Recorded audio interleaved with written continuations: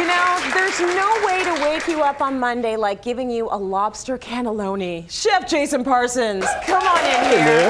I can't think of a better recipe to get people excited about having you on the show. Lobster cannelloni sounds amazing. Well, and I even sneaked a bit of bacon in there just to be safe. Of course you did. You know, but no, lobster, it's one of those things that you see in these restaurants, you know, it's a high ticket item, it's really expensive. Totally. And even when you go to the grocery stores, you see them swimming around the tank, you know. If you're brave, go for it. Yeah. But if not, you can get great lobster meat now that is actually ready to go, cooked. It looks just like that, and it's endless. And at that point, it's really easy. And then you don't have to get through the breaking of the shell. Because here's the thing, a lot of people love lobster, but I see it as work.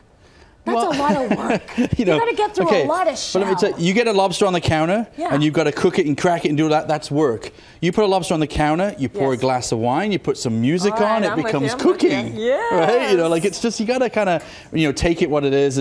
But it's not that hard. Yeah. It's just, it does take some technique. It takes some time. You know. It tastes really good. Yeah, but we need to start with the sauce first. Okay. And I'm going to get you to make the sauce for me. So swirl that around a little bit because we get some butter in there. Jace. I got it. Okay, and we got some shallots. Okay. And the reason is it's all about timing when it comes to cooking, right? You know, you don't make your cannelloni and then stick it in the corner while you're making the sauce. If they take time, then let's get the sauce going first, right? You got it. So some shallots in there, just a little bit of garlic in there, you know. But I think, you know, garlic and lobster and onion and fresh herbs. I've got basil in here and things like that. Those are all those kind of things that really lobster, because lobster's got a lot of flavor, right? Yes, it does. So it can stand some big flavors to go with it. That's right. So what you're gonna do is just kind of give that a swirl once in a while. So you got a little spoon there. You just, all you want, just keep, you know, moving around. You don't want any color on that. You just want to open up those flavors. So I don't want it to brown like it's doing right now? It's not browning. It's just starting to, you know, warm up. It's good. It's good. Oh, it's browning. No, no, it's not. It's fine. That's just the color of the butter coating it. It's, you know, brown is like fried onions. We don't want that. Oh, and that smells good. And that wouldn't be bad. It's just what it does. It changes the sauce. It makes it a lot more nutty, a lot more, you know, kind of robust. Whereas this is very elegant and sophisticated. Cool. Yes, this is very elegant. Very elegant. So, and if it starts to burn, throw that in there and then pour me a glass. You got it. Yeah. Exactly. Remember, it's like this and like that and like this. Well, no, put it in there first because then it goes on the lips or whatever. Yeah, just use a straw. And what am I talking about? Come on. Come on. Anyway, we're gonna put a little bit of wine in there. It's Monday morning. Yeah, exactly. Go for it. I mean, you know, I feel bad. It's only the second bottle, but.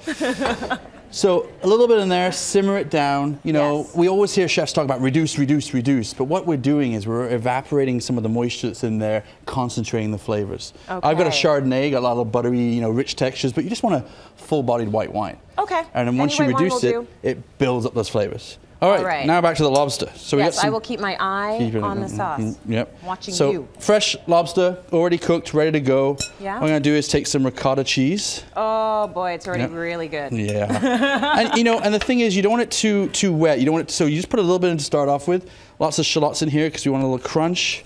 Fresh basil in there, you know. Very nice. And I've got basil sprouts, but you can just use basil leaves if you want. You can change it up. Put tarragon in here would be great. Lobster and tarragon. You know. Now I know you're really big on the fresh, you know, the fresh vegetables, the fresh fruit. Obviously, you're in the Niagara region. What you can use is so bountiful. Exactly. Do you find that you're restricted in the winter months? You know, no, because I mean, a lot of people are growing them in greenhouses and things like that, so you'll find them. The stores do have them. If you know, if there is a certain herb that you really love and you can't find in the stores in the wintertime, get a little pot and grow it through, because then you'll grow in your house. Right. You know, I for the longest time had, when I lived in Toronto and I had an apartment here, a whole like kind of, you know, pot, all basil. Because I just love basil, right? So, and that way, because, you know, you go to the market sometimes in the wintertime, the basil's looking a little tired, you know? Yeah. So, for sure. But there's your filling, real simple, you know, it's still got texture to it, okay? Is it still good? Yeah. Look. Oh, well. No, it looks great. Okay, good. Yeah. Actually, see how it's got a nice shine? It's getting a little brown. Wow, no, it's perfect. We're concentrating, it's intensifying, you know? That's right. It's good.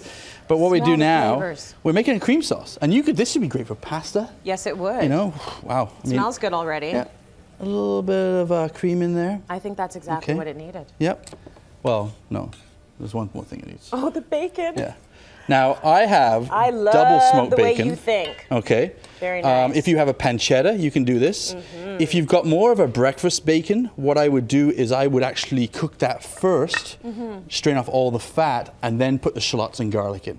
I know notice you guys don't use the breakfast bacon that often. Is it because the flavor is not as powerful? It's not developed as much, and it's very, it's the fat has not, because these have been, you know, cured down, smoked, the fat has actually firmed up a little bit. You can see it on here, right? But when I put that into the pan. Nothing like a firm piece of fat. Oh, well, yeah, just eat it right now, right? But, you know, you put the bacon in there, breakfast bacon, we see it, right? It's floating in this fat, and it's not very healthy for you. This is great. This is fantastic. So it's just a better way of getting fat into your body, right? Yes, it is. You know, but anyway, so with the cannelloni filling, what I've done is just put it in one of these piping bags. Okay. I've taken some of this nice cannelonis, blanched them off.